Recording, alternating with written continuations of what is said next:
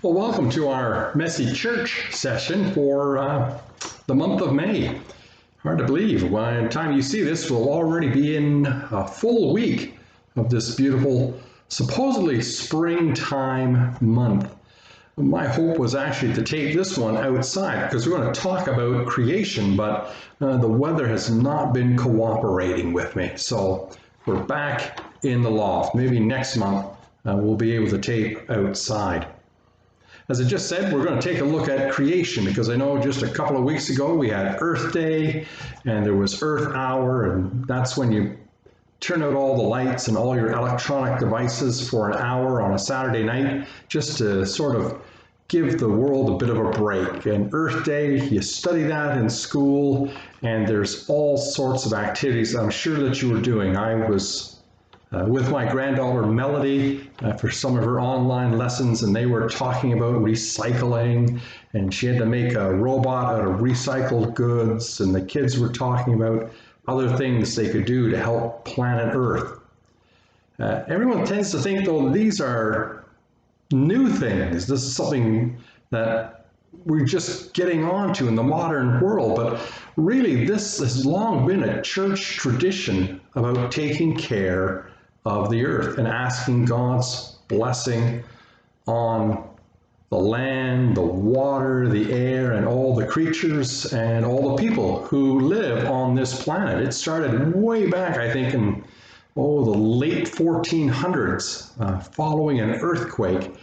A French bishop encouraged church people to go out amongst the devastation, out into the fields, to ask for God's blessing, His providence, His divine protection over them, over the land, to bless the soil and the seed, that it would be fruitful and that there would be a good harvest and people wouldn't starve. And that's where we get rogation days. Rogation comes from a Latin word, rogare, or to ask. And so Christians are invited, not just by the church, by Jesus himself. Just ask anything in my name, and I will grant it to you. So in the springtime, we have rogation days, and we ask God's blessing to be upon us. And there was a tradition where on a Sunday, parishioners would process and walk the bounds of the parish, the whole parish, and ask God's blessing on the fields, the communities that they walked through. So, of course, the great story of creation we find in the Bible, a story. There are actually two stories of creation, Genesis 1 and Genesis 2. Genesis 1 is the one I'm going to share with you right now. It sort of takes a look at how God created everything, and it's right at the start. Hence, it gets to start with these words, in the beginning. When God created the universe, the earth was formless and desolate. The raging ocean that covered everything was engulfed in total darkness, and the power of God, the Spirit of God, was moving over the water. Then God commanded, "Let there be light," and light appeared. God was pleased with what he saw. Then he separated the light from the darkness, and he named the light day and the darkness night. Evening passed and morning came. That was the first day. Then God commanded, "Let there be a dome to divide the water and to keep it in two separate places," and it was done. So God made a dome, and it separated the water under it from the water above it. He named the dome sky. Evening passed and morning came, and that was the second day.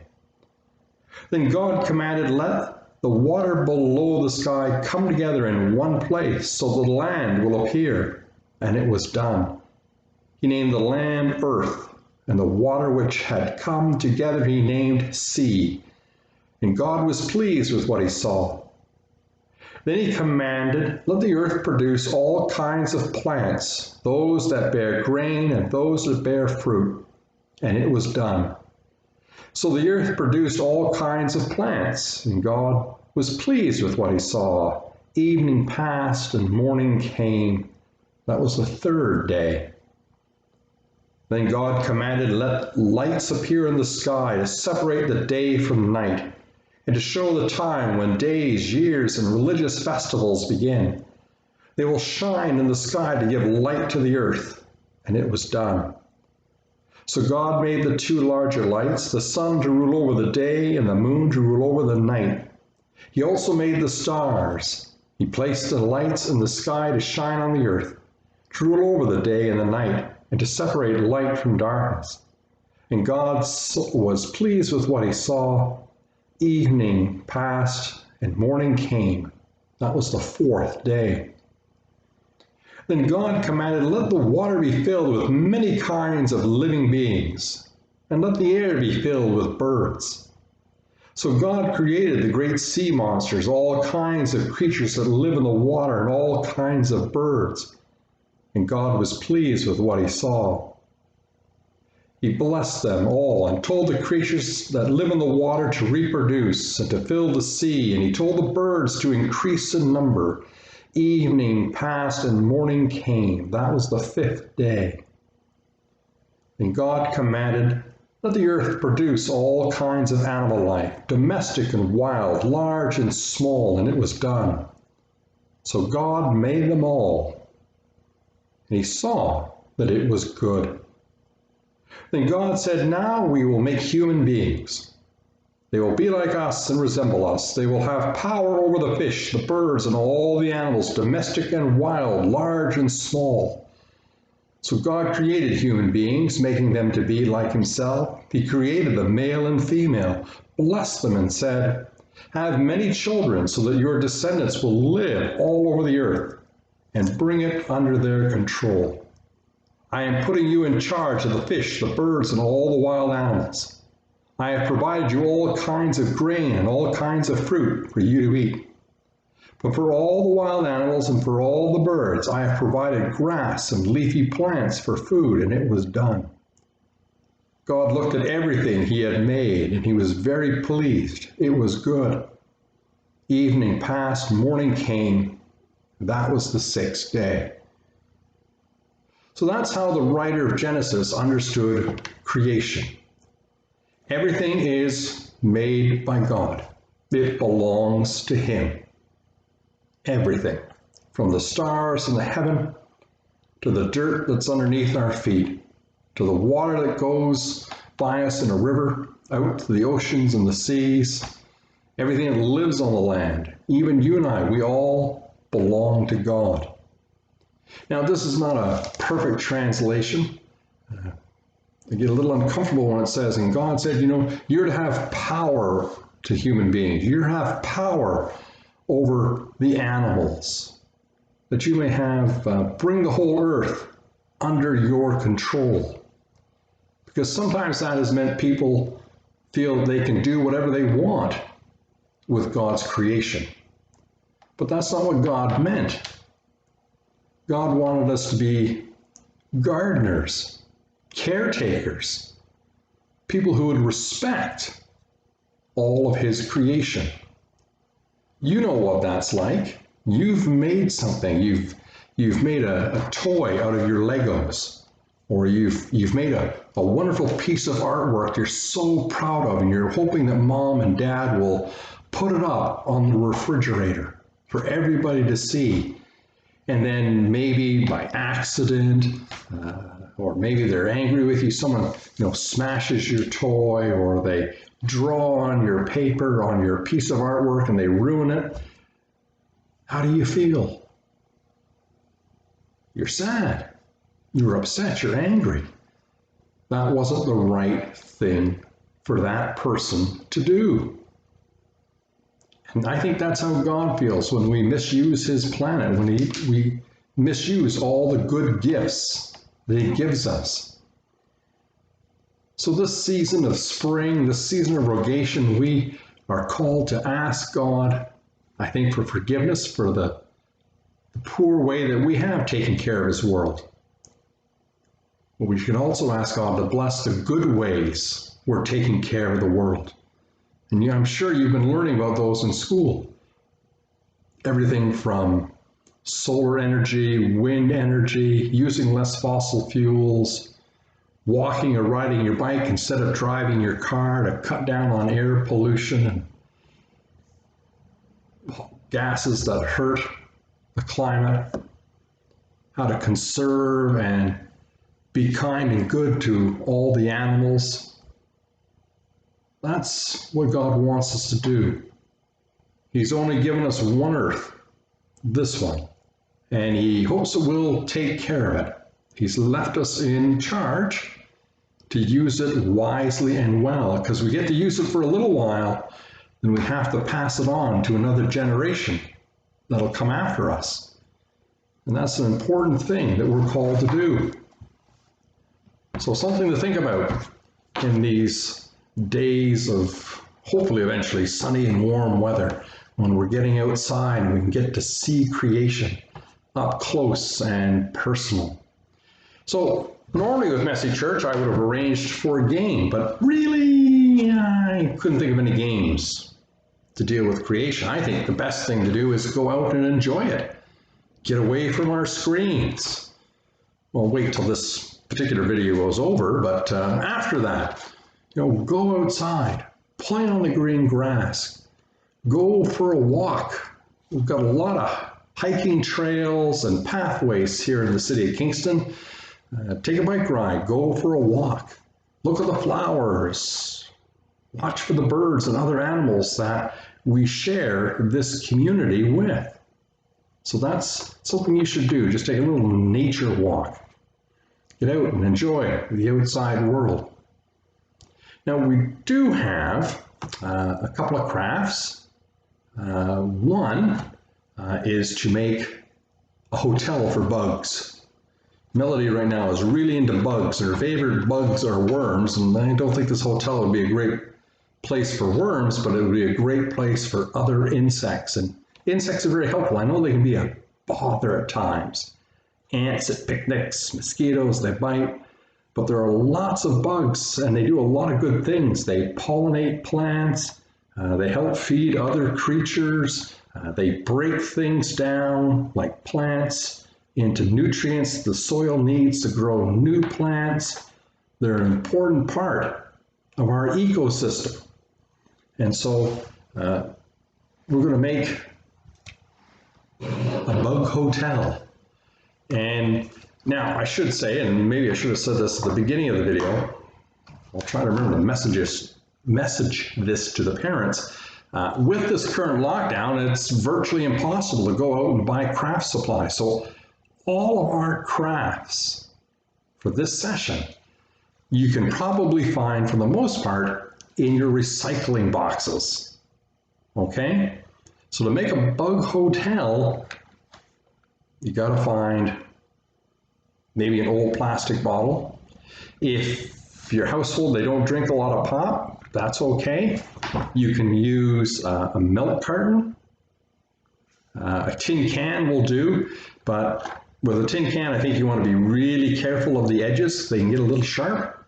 Same even for a plastic bottle. You got to be careful. So what you're going to do is, say you find a bottle. It's same for a milk carton or a tin can. You're going to carefully cut it. Take that off that mic.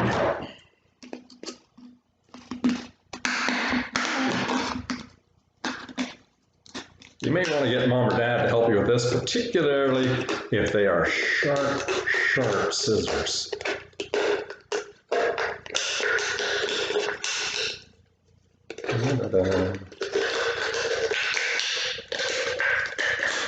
Okay, there we go. There's one. It doesn't have to be perfectly flat. Certainly mine isn't. Oops.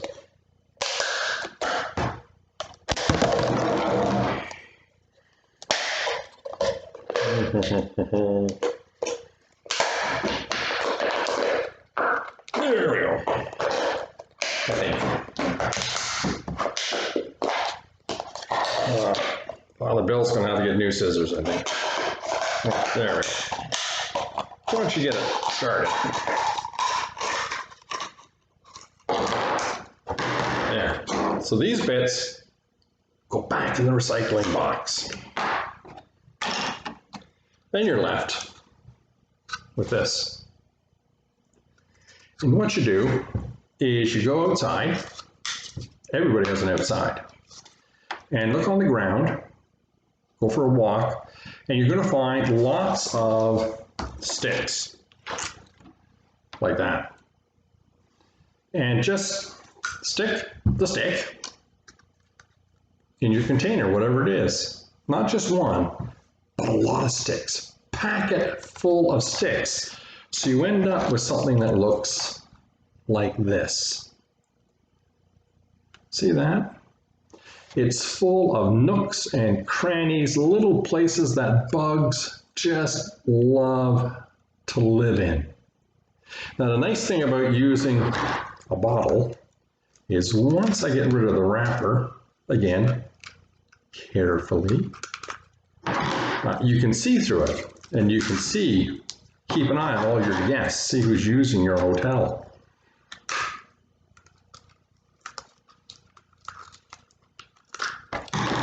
Here. There. So you can fill it full of sticks. Some people can maybe they put a few sticks, and then they put in a pine cone that's opened up a little bit, and then they put some more sticks around it, just so there's lots of little places for the bugs to go. And then place it outside, maybe in a tree, or somewhere where it's going to be dry underneath a deck, or someplace like that, someplace where you think bugs might be, and let them enjoy their new hotel. So that's a bug hotel. The other one takes a little bit of preparation, and what we're going to do is we're going to be making, I forget what they're called now. Sort of like, you've heard of bath bombs, soaps are all compressed together. You throw them in the water, they go boom, and they get foamy and soapy. It's a sort of like seed bombs. So what you have to do is you're going to get some sort of a bucket. You're going to put some water in the bucket. And then what you have to do is you have to take paper, shred it up. If you have a shredder at home, perfect. If not, we all come with shredders. There they are. Tear it apart into little pieces. Soak it in the water. You're probably going to have to let it soak for a little while. I started this this morning around 10 o'clock, and it's now just after 2:30. So this paper has been soaking there. It's kind of getting pulpy. Kind of a little messy, which is fine. That's what you want it to do. And you sort of keep tearing it up a little bit, and there you go. You just let it get through and through. You should use paper that doesn't have a lot of color on it, dyes. But these are old church bulletins that I shredded here at the office. But newspaper will do. Those of you that still get newspapers. So what you do is get some, let it drip, and then mush it together. Really squeeze it, get that water out of it.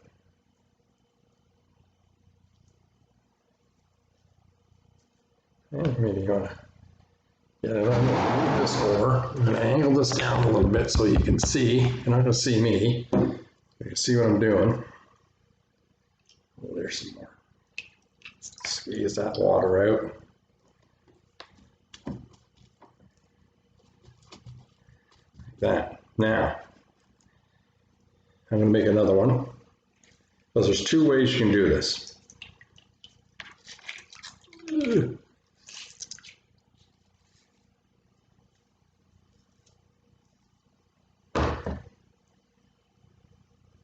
Oh my goodness, paper gets everywhere.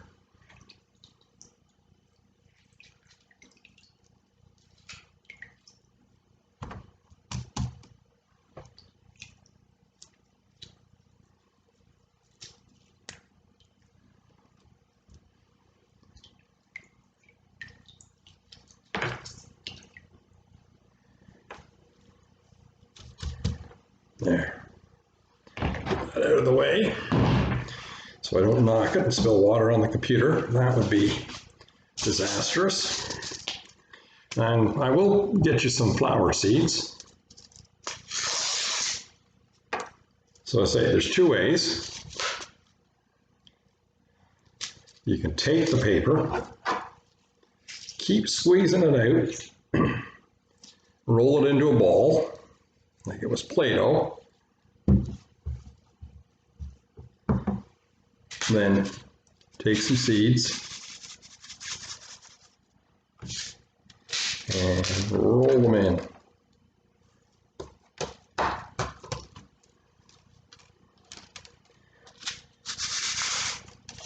Just like that.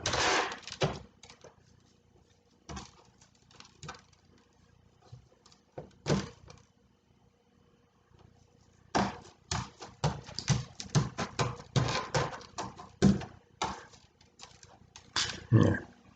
You see what I've done? Got seeds all over it. Or I flatten it out a little bit.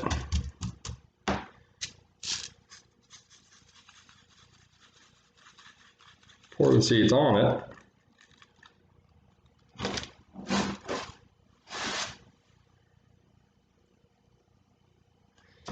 And then fold them up and into it, like that.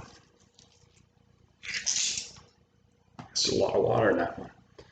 I confess, I kind of like this way because I think when this dries, some of the seeds may fall off, and that's okay. But there you go. You've got yourself some of these seeds. You've got yourself a little seed bomb.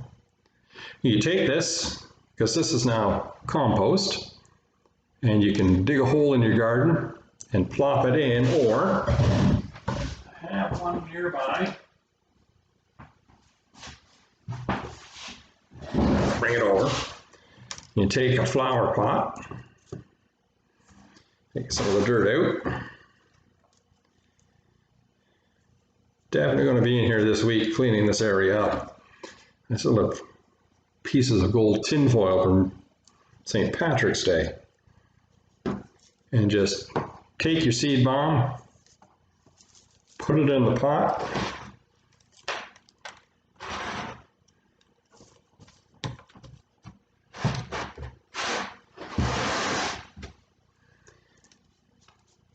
and there you go.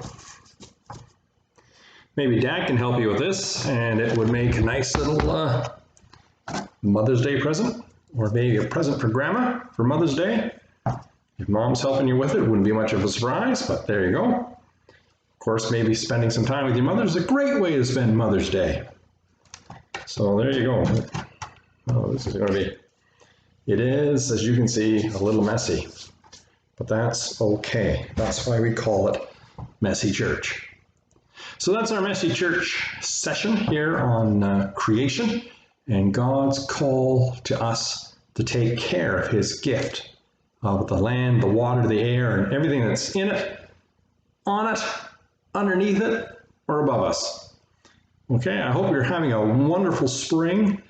Hope you get a chance to get outside and enjoy some nice weather, but do so safely and continue to be safe. And I will see you next month, June. I have no idea what we're going to be doing then, but I'm sure inspiration will strike. God bless.